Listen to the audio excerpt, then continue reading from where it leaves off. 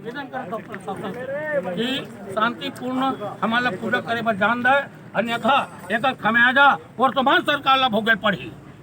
ये सरासर अन्याय है। जोहार पुरजोर हम विरोध करो था और ईमेल आमरण अनशन के रूप में धरना में बैठो और छत्तीसगढ़ महात्मा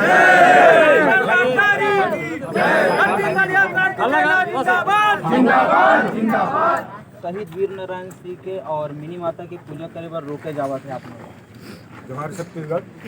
जैसे कि पूरा प्रदेश में पता है कि 25 मई के बालोद में जेरापन सांस्कृतिक विरासत है, रूढ़ जन परंपरा है, जिनला बचाए खातिर छत्तीसगढ़ क्रांति सेना और सरल छत्तीसगढ़ समाज जन आंदोलन कर रही से।